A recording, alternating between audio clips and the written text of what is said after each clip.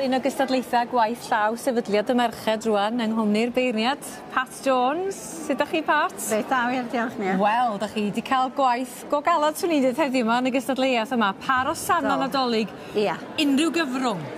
Unrhyw gyfrwng, ia. Wedyn... Yn chwilio am rhywbeth sy'n nadoligaidd.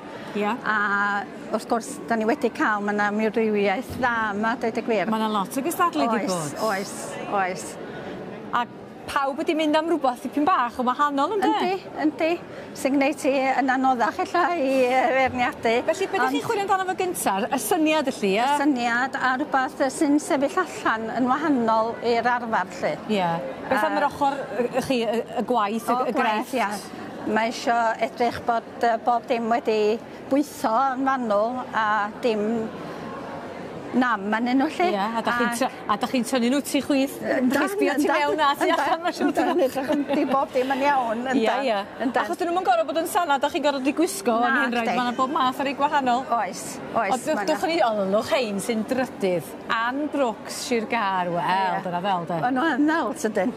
Mewn rhywbeth hollol wahanol. A eto maen nhw, fedrwch chi wisgo hynna.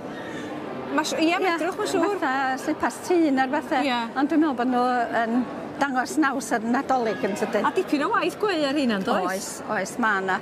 Mae'n waith da. Mae'n rhaid fi ddweud, dwi'n licio rhi bach sgidia coch yn y top. Mae hynna'n fel, yndi. Yndi. Wedyn, dwch ni weld pwy sydd wedi cael yr ail wobr gyda chi ta. Tydfil Morgan, Sir Benfro. Ia. A mae yna waith eithriadol a dda ar hein. Dipyn o waith, de. Gwaith cywrain, lle. Ydych chi'n galw hwnna? Fair ail? Fair ail, ia. Ac y peth ydy, dyn nhw'n fod i dynnu dim, felly, de. Maen nhw fod i orfad yn esmwyth. A mae hynna, maen nhw'n berffaith a dyd y gwir. A mae creu sowdl a blaen yn anodd, tydi? Yndi. Mae yn anodd. Bod i wedi trio ar y lawr, lle, ond dwi'n cofio fy mam a fy nain yn dweud. Ond dipyn o job. Ond rwan, y cerdyn coch yn mynd i Sarah Thomas Quick o Sir Gar. Am rhywbeth fel dweud y gwir, o'n i'n gwybod lle ni fod i sbio am hwnna mor wahanol. Yndi, mae'n hollol wahanol. A mae hi wedi gwneud gwaith mor fanwl yna fo. Mae'r beads bach na i gyd yn unigryw, maen nhw ar bennau hunan. A fedrwch chi'n gweld dim o'i le yna fo. A beth o broed ydi? Broed ydi, ia. Mae yna gelyn bach ydi hynna. Arian, allan arian wedyn nhw. A maen nhw'n hollol wahanol, tydi. A dyna mae rhywun yn edrych allan amdano, chwilio am rhywbeth sydd dipyn bach yn wahanol. Ie. Wel, mae hwnna'n ni'n disgwyl rhywbeth fel ar rhywun di disgwyl gweld dim byd o'n sana. Dwi'n sicr da chi wedi cael... A mae eisiau digon o sana heddiw, fyd oes Pat? Oes, mae eisiau trwydd yma. Ond mae poblogrwydd, mae gwaith llaw, dwi'n dal, mi nath o ryw ail gydio rwsyd yn y blynyddoedd dweitha, dwi'n dal yn boblogaidd. Mae o'n boblogaidd iawn rwan. Da ni wrth yn gwneud dosbarthiadau crefftau ac da ni'n methu cael digon o lefydd. Lle ydych chi'n gwneud hynny? Yn Plas Tan y Bwlch. Ie, ac i bob oed wedyn? Bob oed, ia.